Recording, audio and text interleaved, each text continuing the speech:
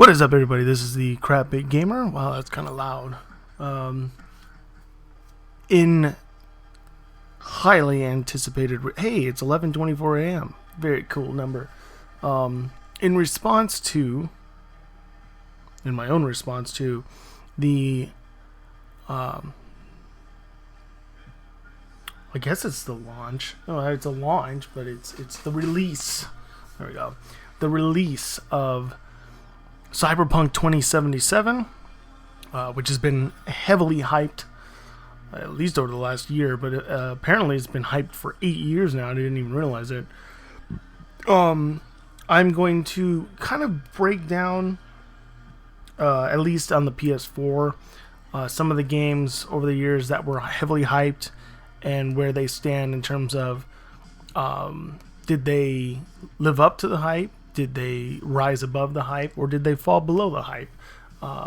Before I get into playing this and seeing where it lies, I'm still debating. I think I'm going to lean towards not recording myself play the game because I tend to get really, really immersed in all the little fine plot details. So I like to sit there and read every single thing you can find. Even though I don't always actively look for it, but I love to read that stuff. I love to read any background info, weapon info, enemy info. I don't know if this game's going to have that. But in the past, that was always a thing I really enjoyed, reading the manuals and reading about what enemies you might face, so on and so forth. And it's kind of long-winded when you watch someone play that way, especially when I'm sitting there and trying to read like a, small essay. So I don't think I'll record. Plus, there's going to be thousands of people streaming this. I'm sure they'll be. I know they'll be far better quality. Whether if you're just trying to watch someone play through, or you want to listen to someone commentate on it. I'll post this on Facebook and I'll ask, and if I get, if for some reason all of a sudden I get all this demand to, watch and listen to it, then hey, maybe I'll do it. But I think I'm just gonna enjoy it at my own pace. I think so. But anyway, so that's what we're doing today. In this episode is we're just gonna talk about just a few games. There's a lot of PlayStation 4 games out there. Some I haven't played and some that I have, but I chose 3 of the rise above, 3 of the met the hype, and then 3 below the hype. And I just want to talk about them real quick and why they ended up there, and then give my opinion on where I think Cyberpunk 2077 might fit into the realm. So without further ado, let's get started. So first off, we're going to talk about the met the hype. These were games that I came in like, oh yeah, I gotta have it. Played it, and I wasn't upset that I spent $60 on it. They might have been able to rise above the hype, but for certain things, or there were certain parts of it that just stood out so much that it compensated for some shortcomings that it might have had in gameplay, plot, length, so on and so forth. Now, I'm trying to keep in mind such things. Is the length of the game, does it connect to a previous story if that is part of it? I'm trying to keep in mind my own hype to it versus public hype. Let's see what else is there.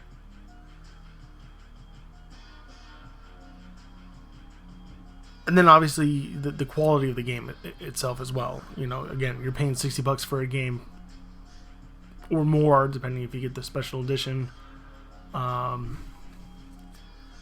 So is the voice acting, solid? Is the graphics solid? So on and so forth.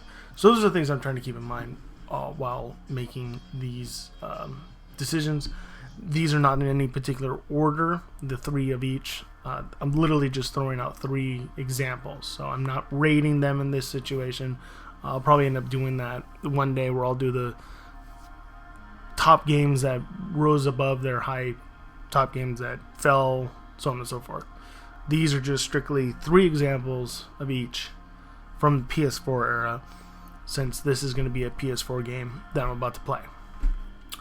So anyways, here we go. First off, for the equal made its hype is... shocking, I know. For anyone that knows me, I'm a huge Hideo Kojima fan and a massive Metal Gear Solid fan. And believe it or not, I guess the last entry into the Metal Gear Solid franchise, Metal Gear Solid 5, The Phantom Pain, just gets an equal hype. I got super excited about Ground Zero when that was coming out, and it was like, excuse me, I got to play it a bit. It was like, oh, okay, this is beautiful. And believe me, the game is gorgeous. Voice acting, I'm going to mention that in a second. But the voice acting is phenomenal. I mean, you have freaking Troy Baker, like, for fuck's sake. He can carry a game by itself, but there's plenty of other incredible voice actors. Robin Atkins Downs. Unfortunately, and fortunately, a pretty sizable amount of people from the Metal Gear Solid catalog. But the reason why it didn't rise above the hype is for 2 reasons, in my opinion. One, Metal Gear has always teetered on a little bit of supernaturalness, but it's never really been, like, a lot of it is sort of Easter eggish or like borderline cheat kind of thing, you know, with the infinite headband, I guess the stealth camouflage, but that's reasonably believable. Metal Gear 3 introduced a guy that somehow managed to train bees to come out of his stomach with the pain. So things like that, it was kind of like, okay. This just went full blown. They're between the Wolbachia and what that thing did, it was kind of like, okay. And then they made Psycho Mantis like, oh, I guess Psycho Mantis wasn't that bad. But by the way, I'm spoiling a bunch of stuff now, but hopefully by now you've played it. If not, ipsy poopsie. But bringing Volgin back and making him this, like, flaming, like, god dude, like, okay, come on. And they explain it ish in a way, which is commendable, but I don't know, it just felt, the whole game felt out of place. Just the fact that it was open world ish made it weird. I mean, I love open world games. Obviously, Cyberpunk 2077 is an open world game. I really didn't want that for the final Metal Gear game I was going to play. Like, I just wanted it to end the way it started in a way, but some people would disagree. Of course, that's perfectly fine. I'm a traditionalist in that sense that I would have just preferred a more linear-ish gameplay to finish everything off, but that's not as big of an issue as, and a lot of people have been a big issue with this, is the voice actor controversy.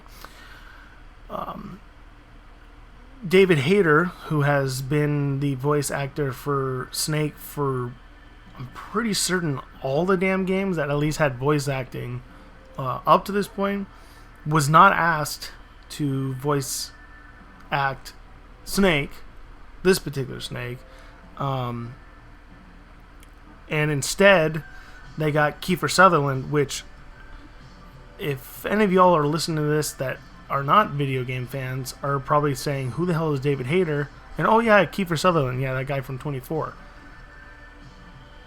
I don't think that was the reason, and Kojima-san doesn't say that that's the reason, you know, getting a big time voice actor.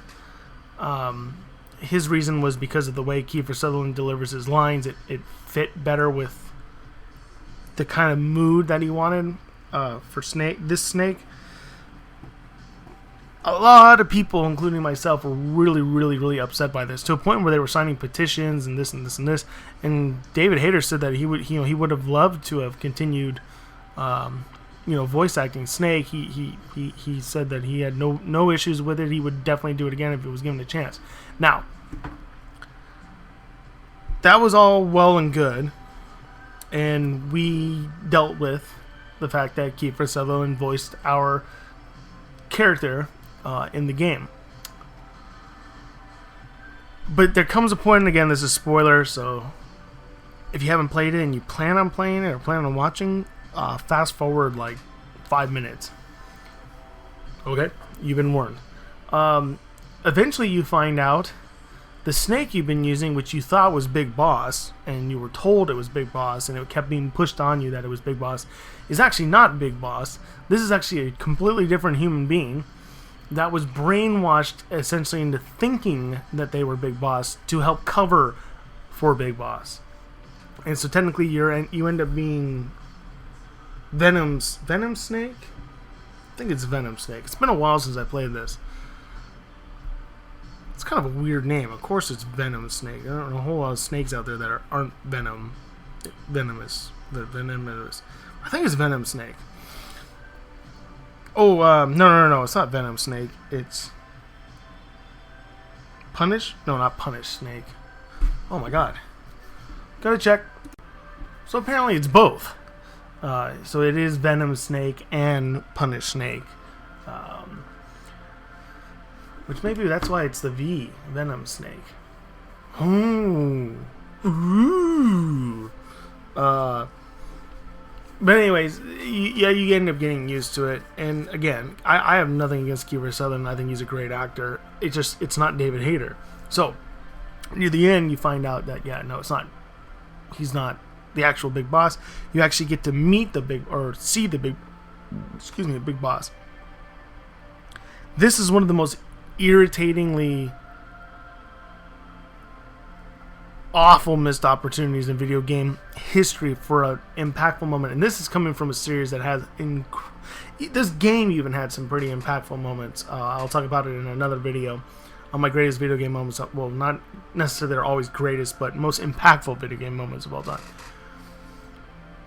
You could have, because one of the things about Hideo Kojima's games is when they introduce a character, or at least they got into that, they introduce a character and they show the voice actor below. They could have easily, in my opinion, had David Hayter play or voice act for the real Big Boss, because he did play Big Boss in the previous games. I know he wasn't in the final one, but that worked because that was a really old Big Boss. So you could have used a different voice, and it would have been weird if it was two David Hayters talking to one another. David Hayter was already pulling some incredible shit, aging his voice for Solid Snake in Metal Gear 4. But they could have brought him out, and I guarantee you, every single Metal Gear player that saw David Hayter underneath the Big Boss showing up, forget about it. Or Naked Snake, forget about it. Oh my god. And that would have been the greatest cover-up to get to this pop, that little moment. And oh my god, I would have broke down, because we were so devastated by that, and they blew it. They had Kiefer Sutherland play two different characters' voices. Oh man, it's just like the people that I know. I'm pretty certain Kojima-san is involved in the writing still. I literally want to punch whoever was writing that and didn't think, well, let's just take David Hayter for just that one moment, and they fucking blew it. I mean, it goes down as one of the most. It almost put this into the failed hype category. Honest to God, terrible, irritating. that would have been a moment. That would have been an incredible moment, and they blew it. It's probably one of my few critiques about the entire Metal Gear Solid saga. Playing the games and everything like that was that. That's probably my most egregious pet peeve moment is they could have done that, and they didn't. But anyways, the game, like I said, the game itself is gorgeous. The gameplay was great. I love the 80s music with the cassettes that you could pick up. I mean, there were so many good things about it. Just the story was kind of like weird. I didn't like how disconjointed everything was. Like you pick out the missions, and it I don't know. It was really choppy. It really wasn't as fluid as I wish it would have been. I think if you had never played a Metal Gear game before, you would have enjoyed that the way it was set up. But for someone that's been playing it since 1998, I don't know, it was weird.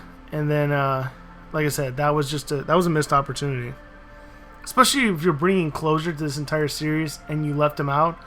Yeah, that's gonna sting forever in the Metal Gear world, unless they bring back another game. But I don't think that's gonna happen. I think Kojima's done, and rightly so, because he's making some pretty amazing game post Metal Gear, which actually we will talk about in just a bit. Well, that picture is significantly smaller than it really should be. But let me at least increase it a little bit. The next game, excuse me, has gotten a lot of flack by a lot of people, and I can kind of sort of see why. The audacity to kill off essentially your true main character in the first game, although you do play with Ellie to a certain extent, and then Ellie obviously becomes pretty much the main character in this particular game. But to kill him off near the beginning of the game is a bold move that I sort of got why they tried to do that, especially because they were trying to prove this idea that violence begets violence, but it doesn't solve that problem. And that until you overcome the need for vengeance, you really won't ever escape said vengeance, or that need for vengeance. And I'm glad that it's fucking Troy Baker. Like, how the hell do you get Troy Baker and then not use him for an entire game? So I like the flashbacks thing that they did, but to kill him, the way they killed him was smart. And I don't know. The thing about The Last of Us, and basically like one of my little sisters, man, we talked a lot about this game. It was pretty awesome. I've never had that kind of conversation with her about video games. We talked a lot about this game, and because she identifies a lot with Ellie, and there was a lot of things that we both thought, man, that could have been written. And the first game was so well written, and I think this is well written to an extent. But now, granted, this is part 2, and I can guarantee you there will be a part 3. But there's a lot of things that they need to fix up because they alienated a bunch of their fan base. I'm a little more open-minded, and I actually enjoyed it. I liked the introduction of another character, which I'm hoping will come back, because I think there's a lot that still needs to be addressed with her, but there's a lot that needs to be addressed with Ellie, and there's a lot that needs to be addressed in between. So I think the big thing is there were so many damn, I guess it was loopholes, but there was plot gaps that I think irritated a lot of people. And again, having Joel die near the goddamn beginning of the game, I don't know. It may be a mistake down the line. We'll see. I think it was a risk. I think the way they killed him was gruesome and like blood curdling enough that it was effective. But I think that none of us should really fully judge part 2 until we see part 3, because part 2 might be that weird, like, I don't know, I don't want to go there with the Star Wars thing because that's a whole different thing, but this might have been a stepping stone to what could be. I mean, if part 3, let's say this is just a 3-part thing, and part 3 ends up blowing everyone's mind, part 2 is going to have a significant role that it played in making part 3 so impactful. So we'll see. But for me, it was fun. They didn't change a whole hell of a lot to the gameplay, which was normally what I prefer, because it's just easy to get right back into it. Graphics look beautiful as always. Voice acting, of course, is top freaking notch. And then it continued on with the story in a way that I was personally content with. But like I said, a lot of people weren't. But The Last of Us did what I wanted it to do, and I was perfectly fine with that. And that's why it sits at the equal mark. Even though the first game was brilliant for its time, this did exactly what I needed, what I wanted, and I'm going to leave it at that one. Pretty short there.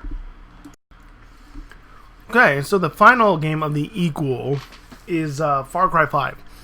Now, very similar to Fallout, I've only played Far Cry 3 and Far Cry 4, and I played Far Cry Primal.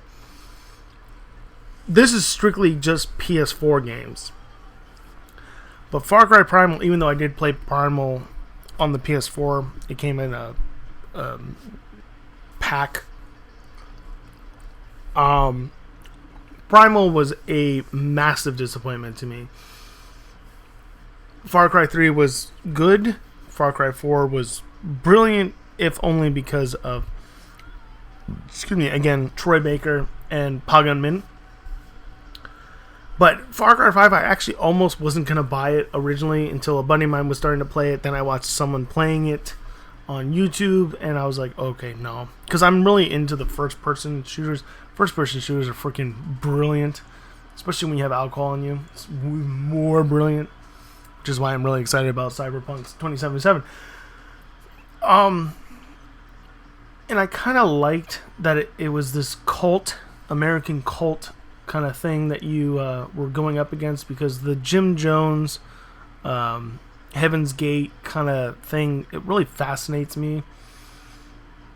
You know, that people are willing to follow so fanatically with someone's ideas, no matter how bizarre they might seem, because in their eyes it's not bizarre.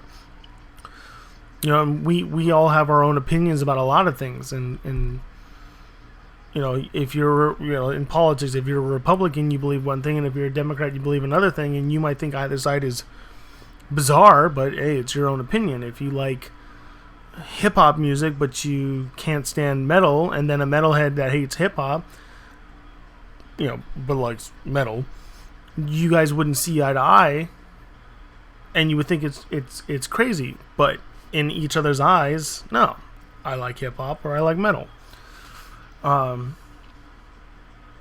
Obviously those are totally different things, because it's perfectly reasonable to like metal and like hip-hop. It's perfectly reasonable to...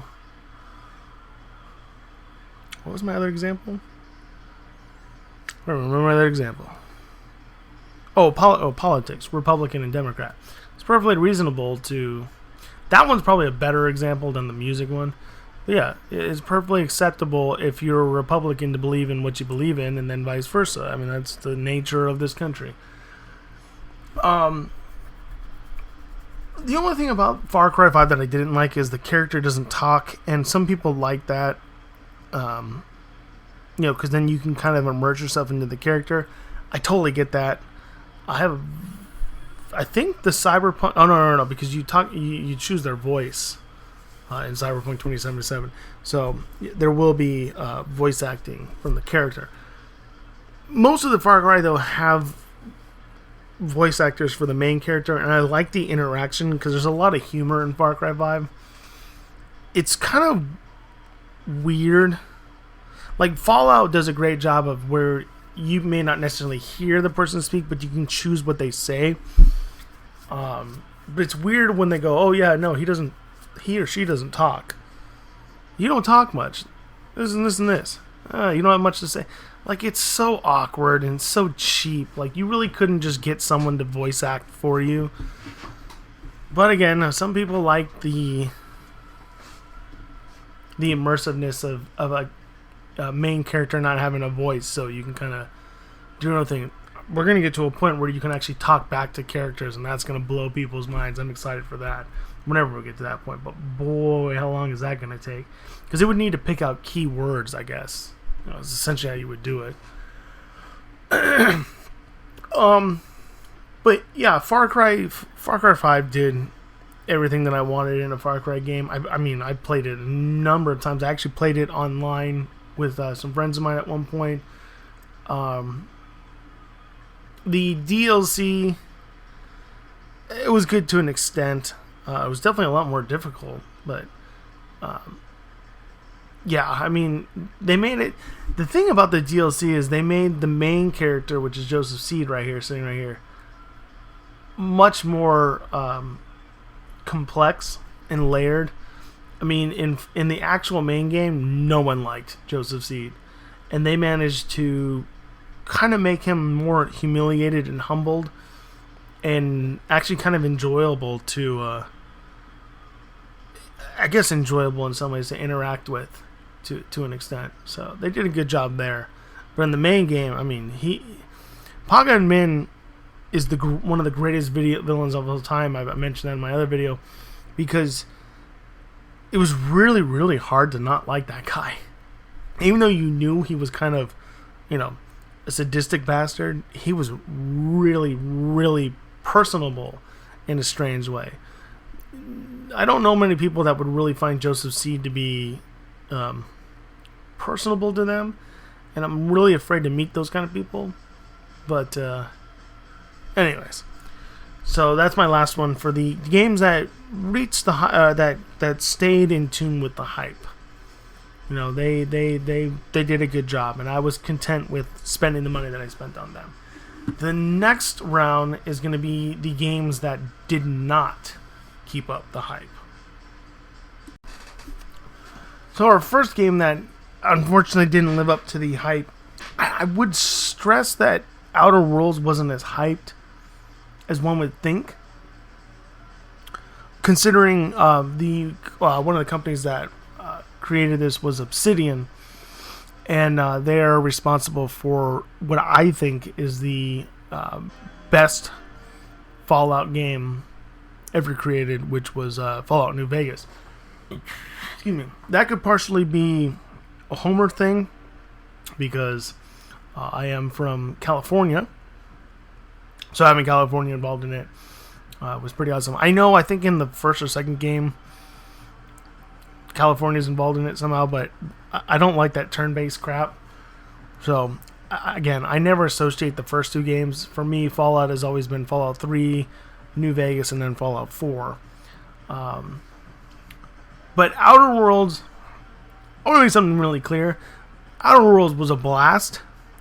I thought it was in my opinion, because one of the big problems is there's a very limited amount of weapons you can get. Essentially, Outer Worlds was kind of like a dumbed down version of Fallout and Skyrim, because there's an interconnection between those. If you don't know that. Outer Worlds is a great way to get someone into that particular type of game.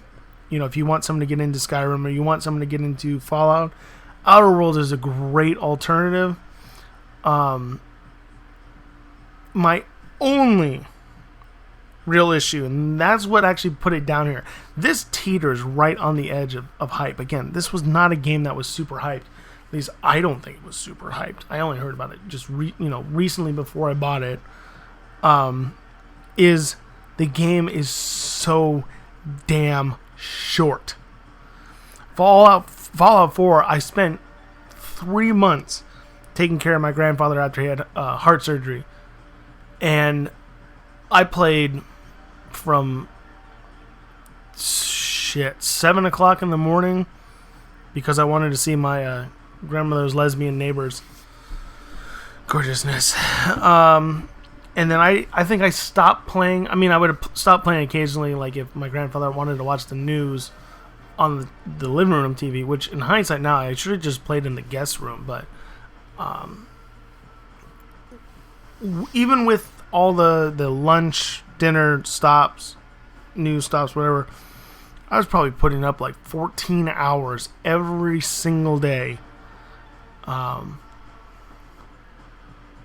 playing Fallout 4, and I still didn't finish the game by the time I got back.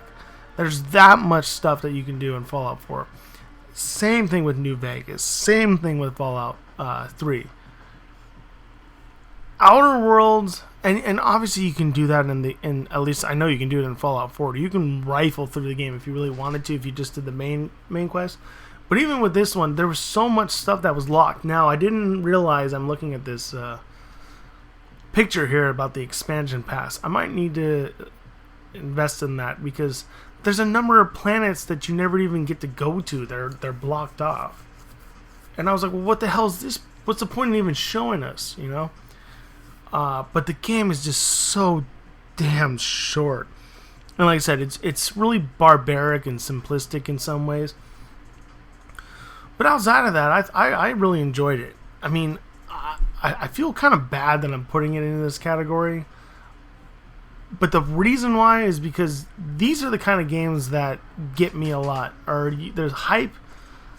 I hyped myself. This was more hype than anything. Because it's like, oh my god, it's a space-based friggin' Fallout.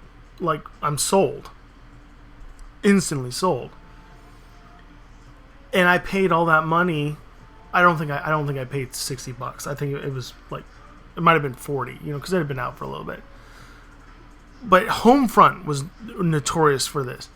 It was so damn short, and you're paying all that money. Like, it's not even worth it. And so that's the thing that kills Outer Worlds. It's just too damn short. Now, I need to go and get the expansion pass because I didn't realize the expansion pass was around.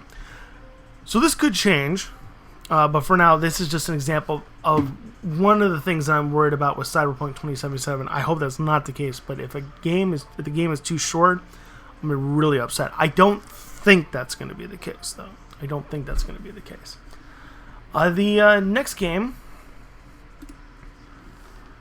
is Wolfenstein 2. Now, this one breaks my heart a little bit because, one, Wolfenstein on the PlayStation 4 was brilliant. It was gorgeous. One of my favorite settings of all time is this like Neu Berlin kind of thing. It just fits what I think we associate the Nazi party with, this grandiose, very technologically, like, I guess, bland but powerful kind of look, with the uber concrete that all the buildings are supposed to be made. And the voice acting in this game is phenomenal. In the original one, the voice acting in this game is great too. But there's a couple things about Wolfenstein 2 that really bugged me, and it was still a fun game, and ending the game was awesome. Honestly, the spin-off of this, Youngblood, that was a really, really massive disappointment. It was not hyped at all. I didn't even know it existed. It just popped up one day when I was searching. I don't even know what the hell I was searching for on the PlayStation Network. But you get to play as his daughters, and it was awful. It was so... Like, there were some funny moments in it and everything, but Oh my god, it felt like a DLC. I can't even remember how much I paid for it, but I paid too much. But this one was too short compared to the first one. There were some great plot twists, though. Like, I was sitting there going, oh, righty. Did that really just happen? And so that was good. But for me, I did not like that open world environment. Again, they tried to do it to an extent. Don't kill a formula when it works. And so this whole enigma thing and then having to go back to places, I don't want that. I don't want that. Just stick with what worked. So it's kind of a... it's kind of a bummer in that regard. But I think and it seems nitpicky, but the biggest thing for me that I didn't like is I loved reading, about their alternate universe concept of, what the Nazis, technology, weaponry, all that and stuff, and then the music and everything. I loved reading about that. Like I said, I love reading that kind of stuff. And they stopped doing it. There's nothing to read about anymore. Like, you that fucking lazy? Assassin's Creed did the same shit. They did the same shit. There used to be this huge database that you could read all this stuff as you kept coming across buildings and regions and people and so on and so forth. And they got rid of it. Like, how fucking lazy. I'll go work for you and write that shit. So, those were some of the things that really got me. But was Wolfenstein still... I mean, if you can find it now, it's cheap. Was it fun to play? Yeah, but not for $60. And what made it even sadder is I was just coming back from Japan and I was so juiced. I was literally, the whole time I was in Japan, I was sitting there every night going, man, I'm going to get back, I'm going to get Wolfenstein 2. I'm excited, I'm going to get Wolfenstein 2. It was awful. Made me really sad when I played it. So much damn potential. Anyways. No. I have been with Assassin's Creed since the beginning. Assassin's Creed came out when I was a senior in high school. It did take a little time to finally get around to playing it. But I played every single, other than the stupid handheld ones, I played every single console game up until this one right here. And then I was so disenfranchised. You hear that so much that I just want to use it, but it's more like I was just so turned off by this game in some way that I never got around to playing Origins. I watched someone play it just because I wanted the storyline, but I've never actually physically played Origins. And then I got back onto Odyssey, and I'm telling you right now, Odyssey was, other than the grinding, which I paid an extra $10 to do the boost, the experience boost, I think it's worth it. I don't like to sit there and grind. I don't like those kind of games where you have to sit there and constantly keep building and building and building and building. And then what irritates me is I don't think there's a new game plus mode with Odyssey. Because I would go back and replay Odyssey again if that was the case. Ghost of Tsushima did a great job of that. They didn't offer that originally, and I was like, man, this is kind of a bummer when I finished it. And then, boom, Sucker Punch was like, no, yeah, there's a new game plus. So I actually went on my way to replay the game again just so I could finally do the new game plus. And I was actually in the middle of that as we speak, as of yesterday. But I'm going to, leave it be and then just prepare myself for Cyberpunk. I don't know if Odyssey's going to do that. I really hope they do, because that game was awesome. Beautiful, beautiful environment. Great voice acting. So many goddamn memorable characters. So on and so forth. But Assassin's Creed Syndicate kinda... This is a situation where the open world environment... I mean, the whole game was open world, so no, never mind. That's not a good example. I want to make something clear. When I was playing the game at the time, I was really into it. And then at a certain point, it just became And the original Assassin's Creed was like this too, by the way. Everyone thought this was the case. You do the same shit over and over again, then you can go and assassinate someone. Assassin's Creed got to a point where it was just so monotonous and so boring. And it just, I don't know. There was just something about the plot in this game that just had no meat to it. And I think part of it was the fact that they utilized Ezio in 3 games. And I think that spoiled us because there was so much build up to that final moment where you're jumping off of that chandelier or something onto Rodrigo Borgia with a goateed, which by the way, in Ghost of Tsushima, I wish they would have allowed Jin's beard to get longer as the game progresses. I thought that would be kind of cool, especially because Ryozu makes a comment about how now Jin can grow a beard. But I don't know. There was just something so... Like, I should go back at some point and try to replay it and then see what happens with a little bit more of an open mind. But I stopped playing Assassin's Creed after... Let's see what... Assassin's Creed...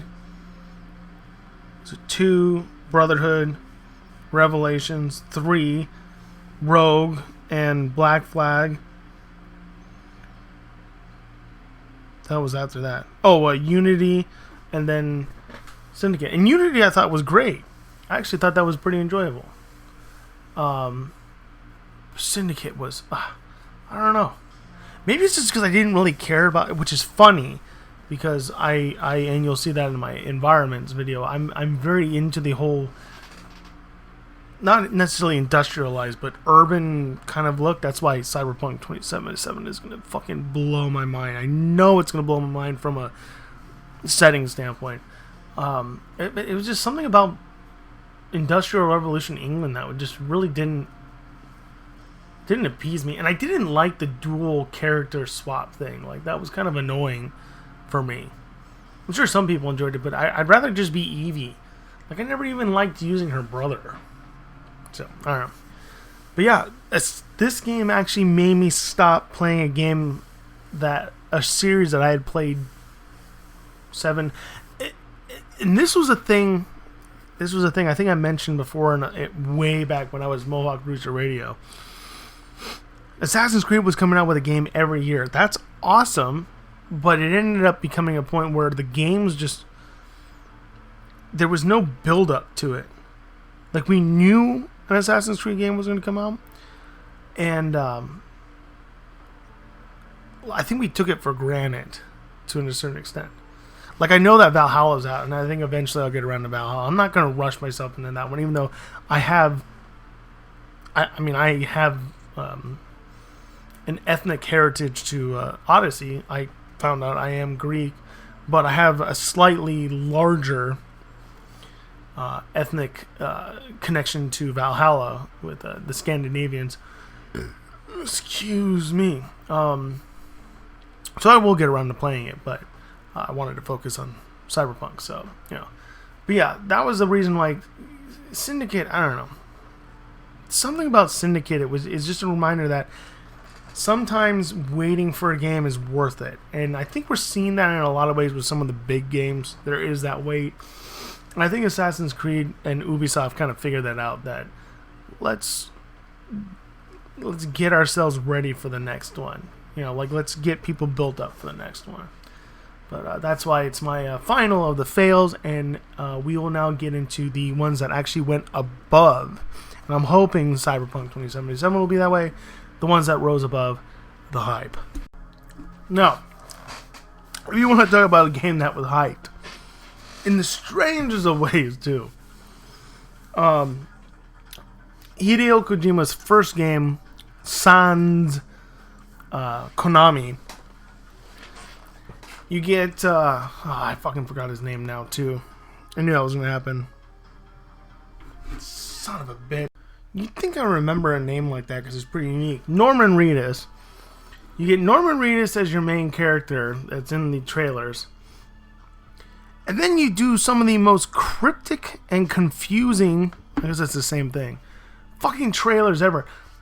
when I saw the trailers for Death Stranding over the years, my idea of what the game was going to be like was nothing like what the game actually ended up being. At all. Like, when I originally saw those trailers, I thought, oh, this is going to be one of those, like, weird Dead Space survival horror games. And it is, in a way, some ways, a survival horror game.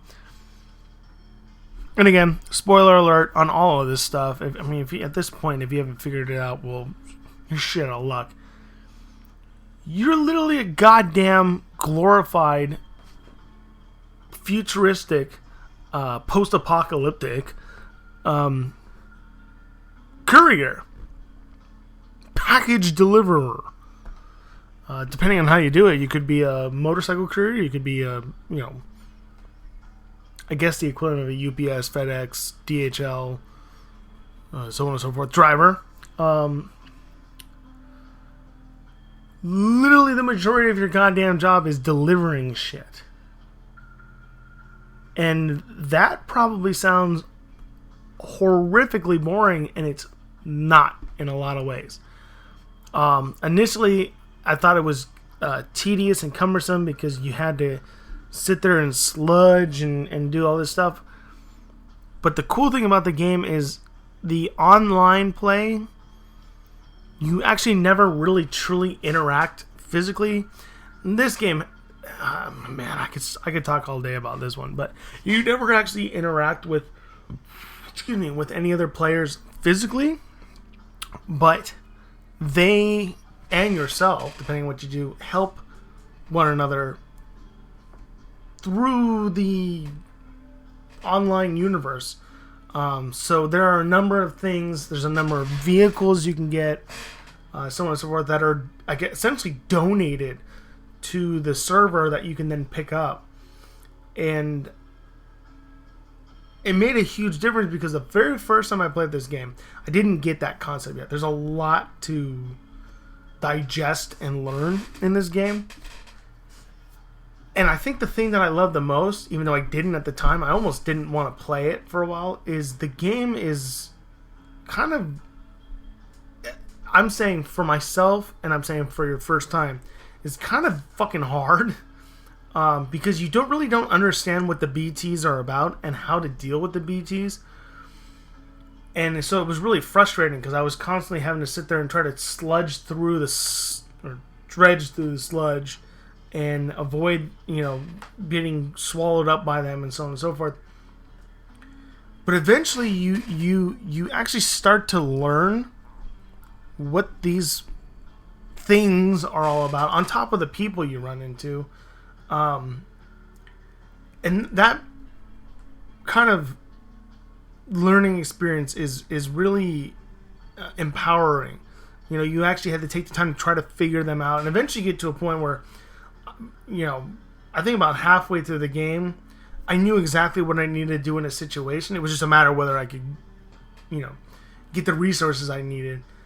And then the second time I played through, knowing what I knew and feeling more like what I think Sam is supposed to feel like, because he obviously understands what the BTs are, that was kind of a cool experience. So it was like a second perspective to playing the game. And then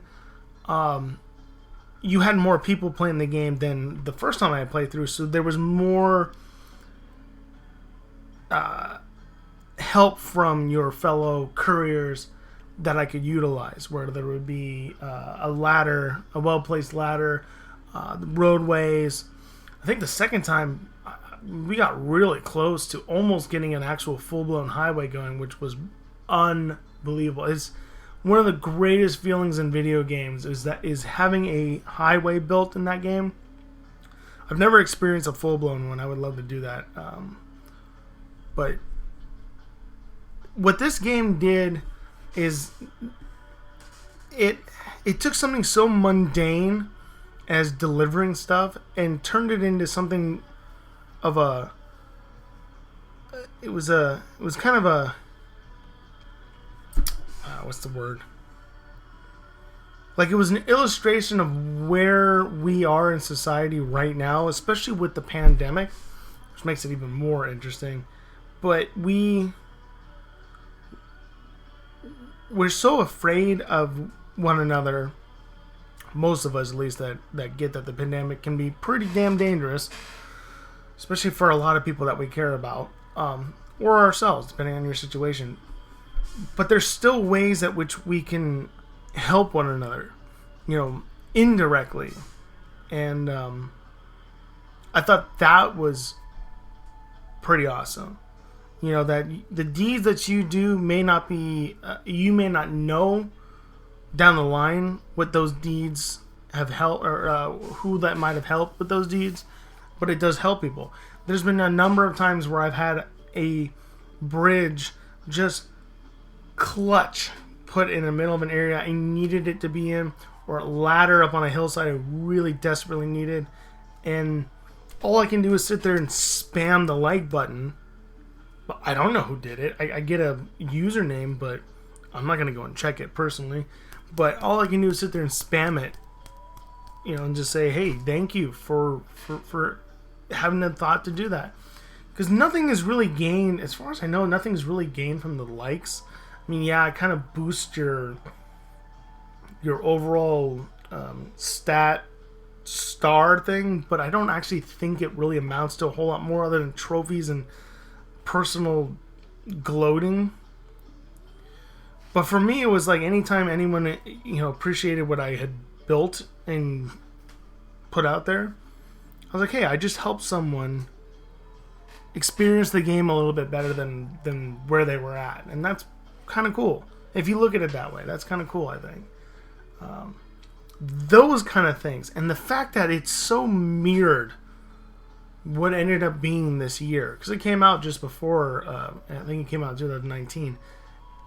And that's kind of where we're at and where we may end up one day. I might end up being a Sam trundling around in rain that ages you and delivering shit. Who knows? But that might be where we're at. Is that's where we're getting at. We have drones delivering stuff to us now, apparently. And everything is just being delivered online. We're not really buying things in person. And it's going to get less and less and less. And Death Stranding was a great kind of eye-opener into where we might end up. So, in my opinion, it totally made up for how bizarro Phantom Pain was and what they were trying to do to an extent. Like I said, I gotta go back and just play it again. Because that was like 4 years ago or something. So I have a much more open mind now. So I think I'll have to go back and do it again. But this game more than lived up to the hype. Started out scary. Wasn't sure if I was actually going to keep playing it because it was so damn hard for me to start. It wasn't necessarily that it was hard. I didn't die. Actually, I've only died once in the 2 times I played, and that's because I tried to do something on a hillside and I fell off. And if you don't know, man, when you die, there's severe consequences to the environment. I'll just tell you that much. Yeah, Death Stranding definitely lived above the hype. One of my favorite games of all time. Awesome. Again, it helps when you have an incredible voice cast led by Norman Reedus. Like, really? That's bound to be a great, great game. Well, you knew it had to be on here. I apologize I don't have the actual main title thing, but every single time I try to download it, it wouldn't freaking show up on this thing. So, anyways, this actually has more of a Call of Pripyat kind of look to it, or Metro. Oh, damn! I didn't even think about that one. I left out a lot. Horizon. I left out a lot of good games. Metro. What was that one? Metro 2035? I can't remember what it's called, but it was great. In my opinion, I thought it was a great game. Fallout 4 is actually not my favorite Fallout game. New Vegas gets that one. Again, I'm a homer. It's California. I loved the connection you had with some of the characters, Big MT or Big Mountain, probably one of the greatest DLCs of all time, was fucking awesome. Awesome. That was so awesome. Great music, but all the Fallouts are great music. But Fallout 4 did a number of things that made that game really stand out to me. One, the graphics were gorgeous. It's PS4. It was the first, and it looks like, excuse me, the only PS4 Fallout game we'll get. Unless they do, a Fallout 5 and it's PS4 and PS5, which I hope, because I'm not going to get a PS5 anytime soon. I'm going to wait on that. But stupid little things like being able to name your gun or guns means a great deal to me. I'm really into that kind of stuff. If anyone knows who I am or knows about me, I'm really into that kind of personal customized stuff. I really liked the fact that the main character actually talks. You choose what he says or she says, but they talk. That was awesome. I really actually appreciated that. I would much rather have that. That's the kind of thing that I wish Far Cry would have done. Far Cry 5 would have done. And there was, I don't know, there was I know some people didn't like the fact that you couldn't re-customize your ammunition again, because that was kind of a big deal to a lot of people. I liked that. Hell, I'm trying to remember the games now. They're starting to bleed over.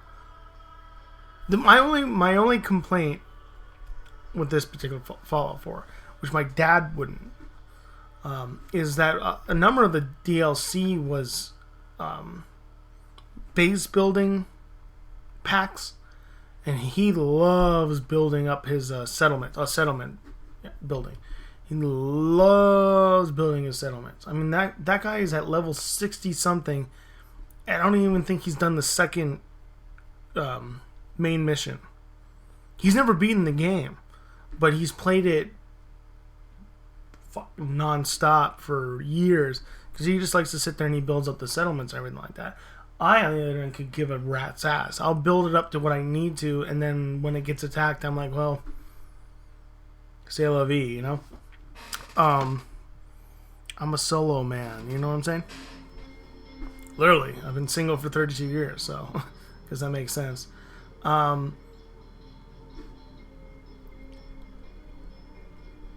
liked the DLCs that did come, that were new in places you go to. I thought they were nice. I thought Fallout New Vegas did a better job with theirs. And I think I'll talk about, I will for sure talk about one in my top video game moments. But those would be the few criticisms. But Fallout 4 really truly did just the length, because Fallout is Fallout and Skyrim was, oh my god, that was a huge game as well. But those are huge games. They're known for taking a long time, especially if you take your sweet ass time, which I'm hoping I can do that with Cyberpunk 2077. I'll talk about that in just a minute. But anyways, before I forget, because I'm going to forget, so let me just wrap that one up. But Fallout 4, it performed the way I wanted, and there was so much extra that it went above and beyond what I thought it was going to do. And so it was great. I still think Fallout New Vegas is the better of the games, in my opinion. But Fallout 4 is awesome, and not that far behind, personally. Like I said, a lot of that is Homer-ish, but there was also a couple other things. And maybe I'll do a video on, where I rank all the Bethesda Obsidian games and all that stuff, Skyrim and whatever. Okay. And finally, is Red Dead Redemption 2. Now, Red Dead Redemption was an awesome game. I played that numerous times. My only complaints, and they fixed it in a way, is the voice actor, I don't remember his name, but the voice actor for John Marston I thought he did a great job of that character, but John Marston as a character kind of irritated me at times. I don't know, there was something about him that like he was too simplistic, but without like a there really wasn't a lot of charisma to him that I really wanted. They fixed that by using Arthur Morgan. And Arthur Morgan had that New Orleans kind of smooth, rich drawl to him, you know? And yeah, there was times where he kind of acted like an idiot, but I don't know, there was just something so approachable about how his character was. And again, I apologize, I don't know the name of the voice actor that played him, but brilliant job. Funny thing is, the very first time I played it, basically the whole mountain scene, I was like, this is kind of awful. Like, there was something weird about the way his voice actor was giving the delivery. I feel really bad. I need to find out his name. Okay, so Rob White, it's either Wythoff or Vythoff, was John Marston, and then Roger Clark was Arthur Morgan. But Mr. Clark did, I don't know, it's just there was a lot more of a emotional spectrum to Arthur, I think, than at times there was with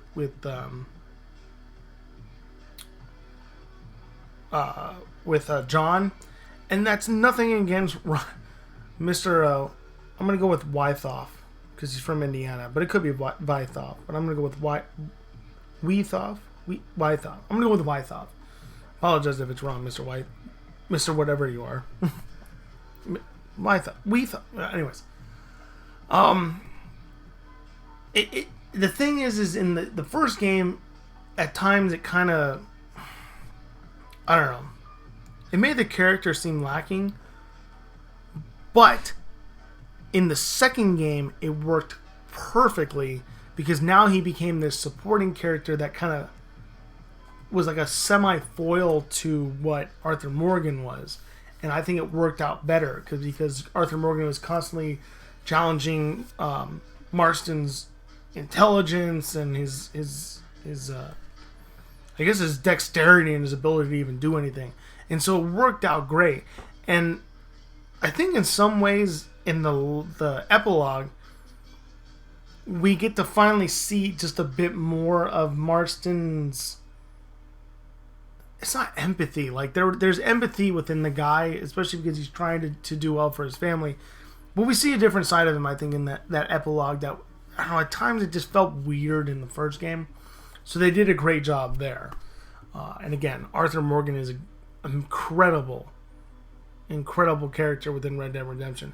I was really sad when John Marston died in the first game, and then you had to use his son Jack. And I think a lot of people, including myself, wanted John Marston back. It was the same thing when Arthur Morgan passed, and then you use John Marston, and you're like, but you use John Marston in the actual, like, the game still continues on to an extent. And I like that, because there's that bit of longing that you're thinking about the things that Arthur, because Arthur's story, I think, is a lot more powerful, because his story is what could have happened to John Marston. And that was brilliant, and maybe cheesy to some people, but brilliant within itself. They also have one of the greatest villains of all time, and it's not Dutch Van der Linde. Dutch Van der Linde is one of those people, and part of that is because Benjamin Brian Davis is a fucking genius voice actor. But Dutch Van der Linde is hard to hate at times. He gets really difficult in this game versus the first one, because you don't see him all that much. But in this game, he starts to become really irritating, and then at the end of the game is probably some of Mr. Davis's, or Byron Davis, Mr. Davis, some of BBD's best work, because his Dutch Van der Linde is not the same man that we see throughout the game.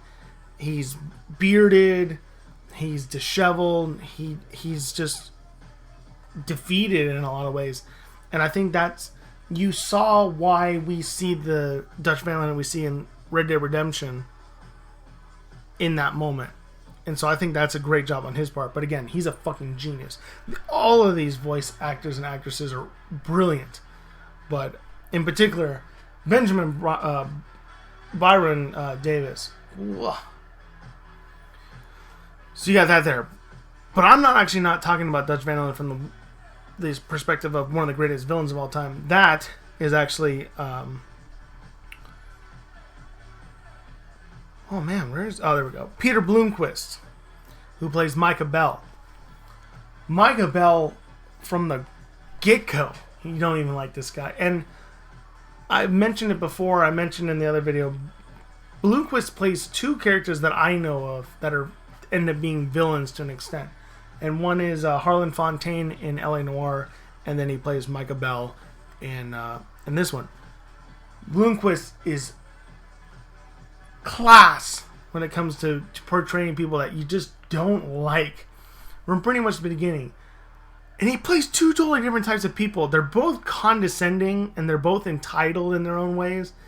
Micah is just greasy, and then Harlan Fontaine is the most stuck up. He's the perfect example of the kind of people, unfortunately, I mean, again, I live in the Bay Area, that entitled elitist. Oh my god, I don't know. Actually, where is Peter Bloomquist from? Oh, it doesn't even say where he's from. Darn. I'm going to have to look that up. But that is... there are Harlan Fontaines all... I delivered to so many of them when I was working for Postmates. Are you kidding me? But they are a dime a dozen. And he did a fantastic job with Micah Bell, making him this kind of rose up from nothing, spewed up the ladder kind of villain. And especially with all the shit he did to Arthur Morgan, because you develop, at least most of us, a bond with Arthur Morgan that it was one thing to kill whatever the fuck his name is, Ross, I think it's Ross, with your son, Jack, in the first one. But I think everyone just could not stand Micah, and so beating him was even better than that impactful moment with Agent Ross. Yeah, it's because Milton, so it's Ross, yeah. And the second one. Every single thing that was beautiful about the first game, they took it and made it even better in the second one. And that's what you hope for in a sequel. That's what you hope for when you put it onto the next console. And it was just awesome, all the way top and down. I've played and beaten it, not in its entirety, complete game, but in terms of the story mode, I think I've beaten it 4 or 5 times now, and never gotten sick of it once. I finally got around to not having him have a full beard. I think the last time I actually did the badass handlebar mustache was fucking awesome. But yeah. Anyways, that is just a little cross section of what the PS4 has offered in terms of hype games. Again, I know Outer Worlds wasn't super hyped compared to some of these other ones. In my opinion, I think Cyberpunk, and part of this is just because of where it lies in terms of its genre, but a big reason, a big scare is if it's going to end up in the Outer Worlds length, or if it ends up in the Fallout length. Now, if it ends up in the Fallout length, holy shit. I don't think that's where it's going to end up. Maybe. A lot of it's going to have to do with, I know there's a lot of side missions and side people and quests and whatever you can find. But you have to make them engaging. A lot of times I've played games and I don't even want to do this. Even Ghost of Tsushima, there's some ones where I really don't want to do them again. like, they're not terrible. I'm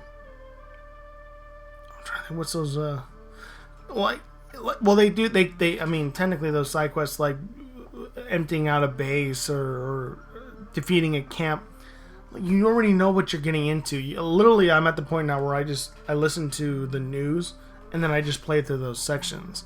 I don't want that. I want every single side mission to be an experience. Now, the first time you play through, it's always going to be an experience. I want it to continue to be an experience the next time I play it. Like, I want to be excited to see this minor character that I'm only going to probably deal with for, 20 minutes, half an hour. And I want to be like, man, I want to see that person again. Is it always going to be like that? Of course not. That would be insane. That would be a masterpiece. And hey, maybe it might be. Who knows? But I hope that the majority of the side missions are actually missions you want to do, and they're not a tedious kind of grinding thing to get money or supplies or whatever. I just, more than anything, I just hope it's not short. If it's like Outer Worlds short, this is going to be a massive disappointment. A massive disappointment. Not just for me, but for a lot of people, because supposedly $180 million has been put into this or something like that. 8 years of hyping this up. You have a pretty goddamn famous actor in Keanu Reeves that's in this. That would be a huge disappointment. Hoping that's not the case, though. But this is also this company's first real big one since Witcher 3. I've never played Witcher 3. So I don't know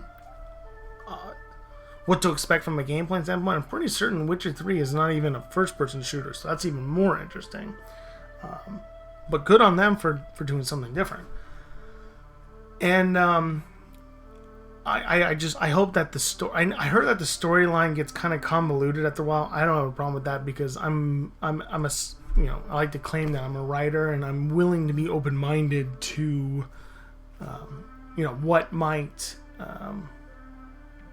what they might mean, so on and so forth.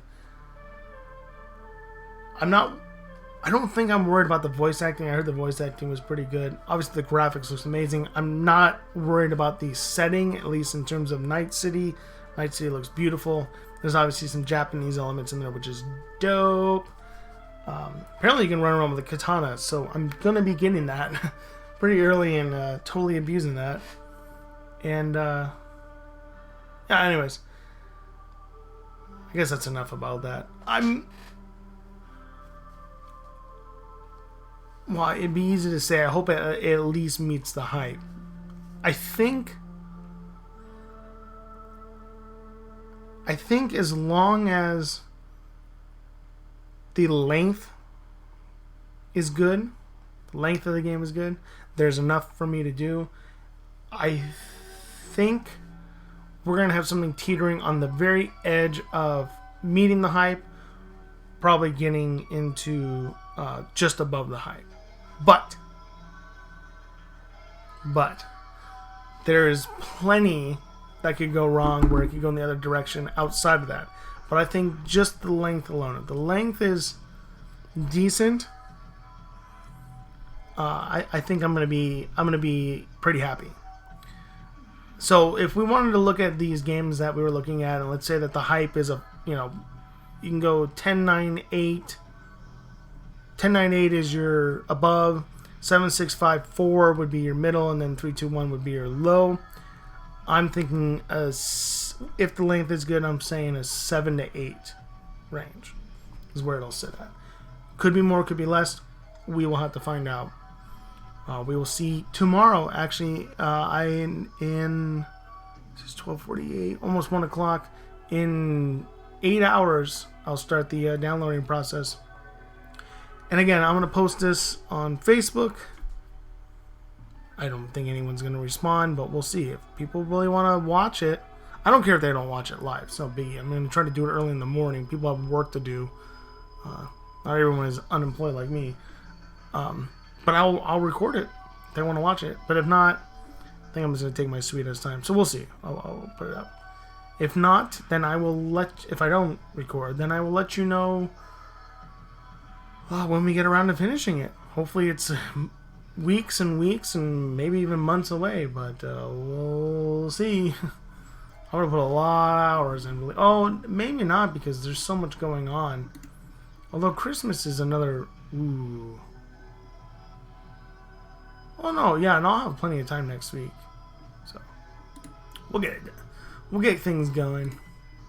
But in any case, thank you all for watching. If you made it to this point, that was my little rundown of the PS4 games. Just some, not all, but some of the PS4 games that have either lived up to the hype, went beyond the hype, or fell below the hype. And we will find out where Cyberpunk 2077 falls into that category. But until then, this is the Crap Gamer. We will see you all pretty soon. Till then, toodaloo.